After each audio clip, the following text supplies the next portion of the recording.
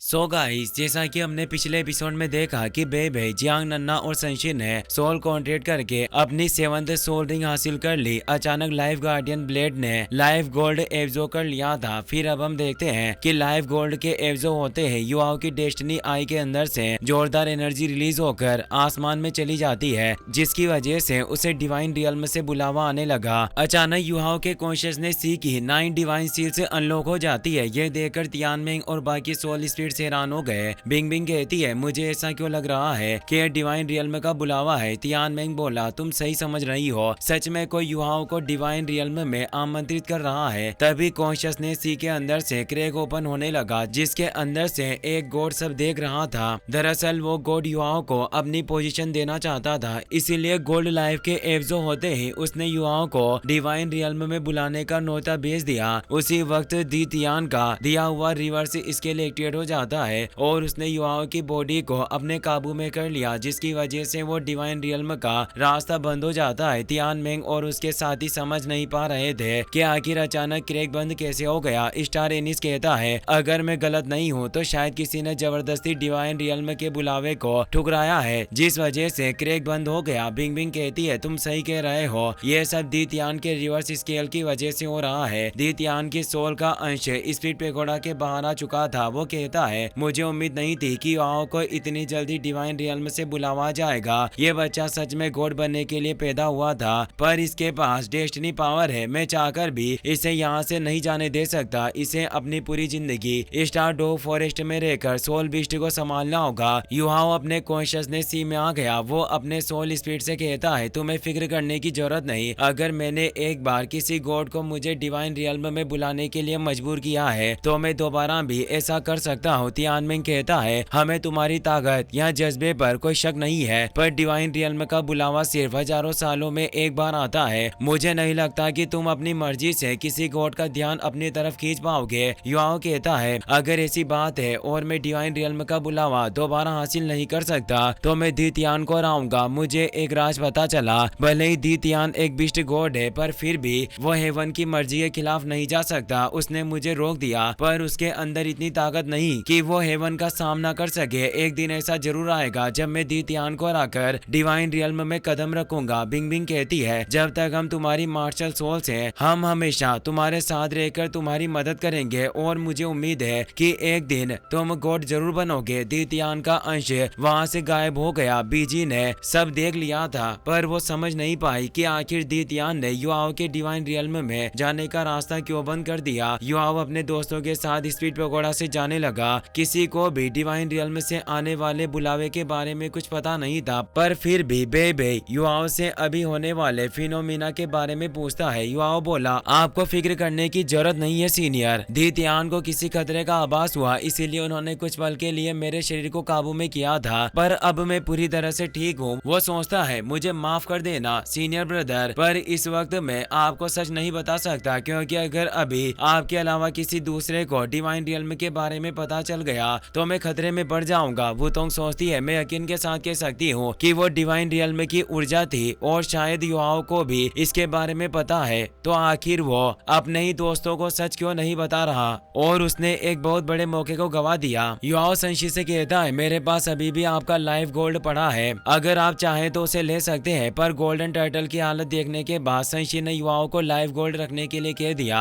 कुछ वक्त बाद वो टैंक सेक्ट पहुंच गए। बेबे युवाओं से कहता है कि गुइये, किवू किवू और जू चैन के साथ बाकी साथी तुम्हारे साथ मिंगदू माउंटेन की तरफ जाएंगे। मुझे यहीं रुककर टैंक सेक्ट की सुरक्षा पर काम करना पड़ेगा। संशी कहता है, तुम्हें फिक्र करने की जरूरत नहीं, मेरे होते हुए किसी को भी कोई परेशानी नहीं होगी। युवाओं बोला, आप अपना ध्यान रखना और अगर कोई भी परेशानी होती है तो मेरे आने का इंतजार करना, हम साथ मिलकर सब ठीक कर देंगे। वो अपने दोस्तों को लेकर मिंगदू माउंटेन्स की तरफ चला गया। वुतोंग उसे कहती है, मैं जानती हूँ कि तुम झूठ बोल रहे हो। दी तियान तुम्हें बचाने के लिए नहीं आया, बल्कि उसने डिवाइन रियल्म से आने वाले बुलावे को रोक दिया। आखिर तुमने अपने दोस्तों से झूठ क्यों बोला? युवाओं कहता है, मैं नहीं चाहता हूँ कि मेरे दोस्त मेरी फिक्र करे, इसीलिए मैंने उन्हें सच नहीं बताया। खैर, तुम्हें इसके बारे में कैसे पता चल गया, वरना तुम्हें डिवाइन रियल्म के बारे में कुछ पता है? वो कहती है, मैं ज्यादा कुछ नहीं जानती, बस मुझे इतना पता है कि अभी जो कुछ भी हुआ उसमें एक गॉड तुम्हें डिवाइन रियल्म में बुलाकर अपना वंशज बनाता और अपनी सारी विरासत तुम्हारे हवाले करता। अफसोस की बात है कि दी तियान ने तुमसे ये मौका छीन लिया और अब अपनी पूरी जिंदगी में तुम्हें ये मौका दोबारा नहीं मिलेगा।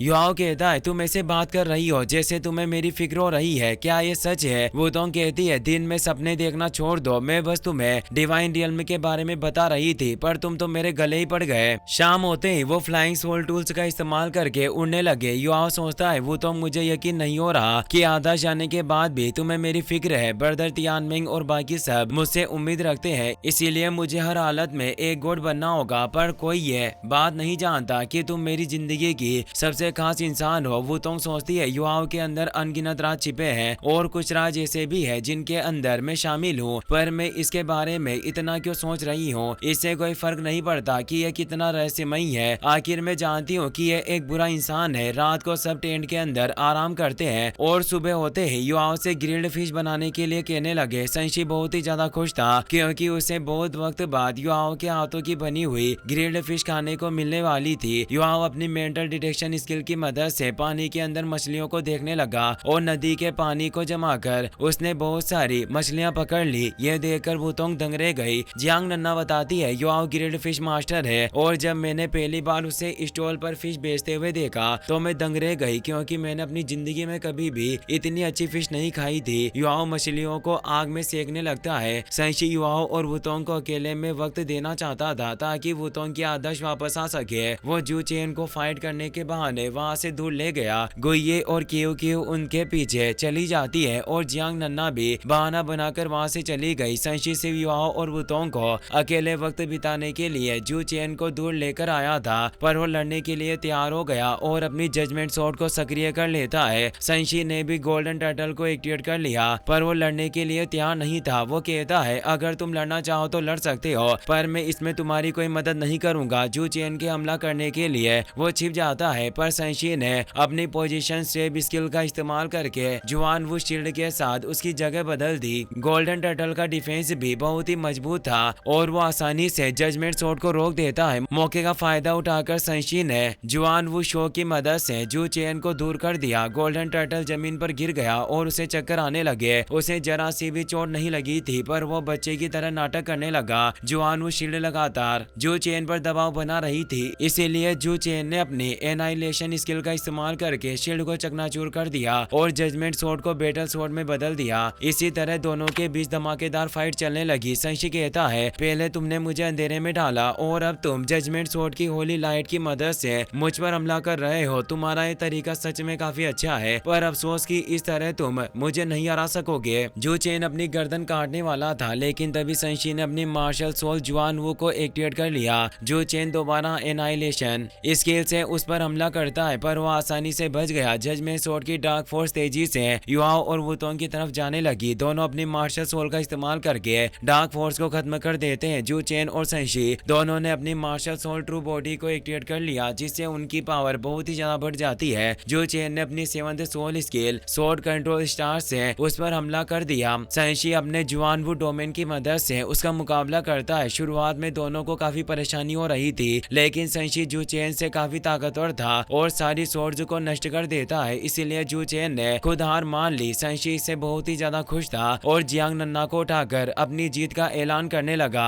सब ग्रिल्ड फिश खाने के लिए चले जाते हैं। जियांग नन्ना कहने लगी युआओ की बनाई हुई ग्रिल्ड फिश बहुत ही ज्यादा खास है, इसीलिए क्यों ना हम सबसे पहले उस शख्स को फिश दें जिसकी उम्र सबसे कम हो। गुइये 22 साल की थी और क्यू क्यू 20 साल की होती है, जबकि वुतोंग अभी सिर्फ 18 साल की थी, जिससे सबके होश उड़ गए। उन्हें यकीन नहीं होता कि वो सिर्फ 18 साल की कमसिन हसीना है। युआओ उसे फिश देता है और उसे खाकर वुतोंग का दिल भाग भाग हो गया। युआओ बताता है मैंने अपनी मेटल डिटेक्शन स्किल का इस्तेमाल करके मछली को भुना है, जिस वजह से इसका स्वाद बहुत ही ज्यादा अच्छा हो गया। मेरी माँ ने खुद मुझे ये टेक्निक सिखाई थी। मछलियाँ चबाने के बाद ये सभी सज्जन लोग व्हाइट टाइगर ड्यू के मिलिट्री कैंप में चले जाते हैं। संशी गार्ड्स को एक लेटर दिखाते हुए कहने लगा हम शेरिक एकेडमी से आए हैं ताकि युद्ध में सेना की मदद कर सके। साथ ही मेरे पास व्हाइट टाइगर ड्यू के लिए एल्डर जुआन का लेटर भी है। युआओ को देख गार्ड्स दंग रह गए और तुरंत उसे पहचान जाते हैं, क्योंकि स्पीड पे घोड़ा बनाने के बाद से पूरे कॉन्टिनेंट में उसके नाम का सिक्का चलने लगा था। गार्ड्स ने बिना वक्त गवाए उन्हें अंदर भेज दिया। युआओ को देख याओ हैंग बहुत ही ज्यादा खुश था। वो दाई हाओ को बताता है युआओ स्पीड पे घोड़ा का का फाउंडर और श्रेक एकेडमी की यंग जनरेशन का सबसे बेहतरीन स्टूडेंट है। यहाँ तक कि ये सी गॉड पवेलियन का सबसे जवान सदस्य भी बन गया।